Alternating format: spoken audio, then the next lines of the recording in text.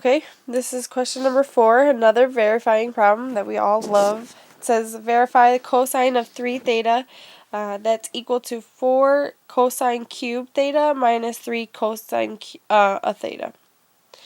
And again, we want to look at which side. The first step is to see which side we're going to work with these verifying problems.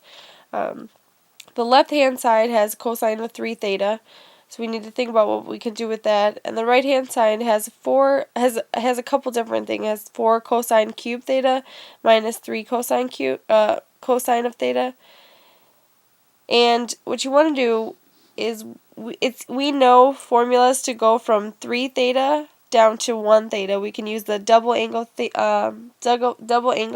identity, but it's hard to go from 1 theta to 3. So we want to work with the left-hand side to break it down, because on the right we only have those cosines of thetas.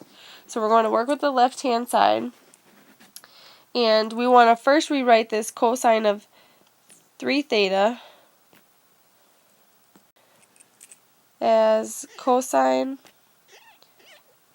of 2 theta plus theta.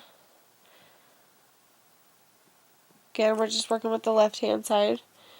Now that we have that, we have an identity to split these two angles up with the addition formula. So we're going to rewrite this as cosine of 2 theta times cosine of theta minus sine of 2 theta times sine of theta.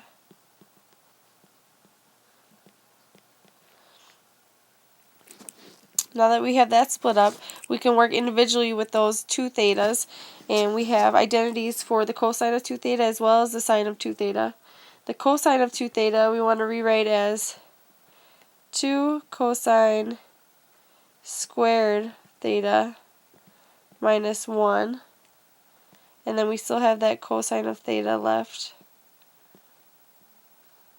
minus our identity for sine of 2 theta is 2 sine theta cosine theta, and we drop down that sine of theta we had left from the expression before this.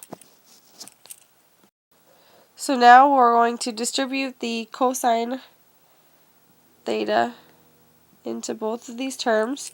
So this is 2 cosine cubed theta minus cosine of theta. And we still have, up here this is supposed to be 2 sine cosine times sine theta, and we can rewrite that as 2 sine squared theta cosine theta. We can see from the right hand side that what we want to verify has no sign, so we want to change that 2 sine squared theta to an expression using cosine. So we need to look at our identities and think about how we can rewrite that sine squared. And we're going to rewrite it as 1 minus cosine squared theta. And we still have that 2 that drops down, and we still have this cosine of theta, as well as the 2 cosine cubed theta minus cosine theta in front. So let's clean this up a little bit. Let's rewrite this expression to see how we can distribute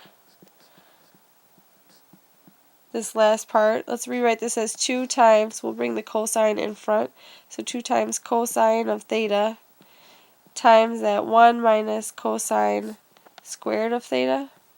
And now we can easily distribute this 2 cosine theta into the 1 and into the cosine squared. So we have 2 cosine cubed theta minus cosine theta minus, we have a 2 cosine theta times 1, so it's 2 cosine theta, and then a 2 cosine theta times a negative cosine squared theta. So it's going to be a positive 2 cosine cubed theta. So now we just need to combine our like terms. We have a 2 cosine cubed theta and another 2 cosine cubed theta. So we can write that as 4 cosine cubed theta. And we have a negative cosine theta minus 2 more cosine thetas. So that's negative 3 cosine theta. And in fact, that is what we needed to verify.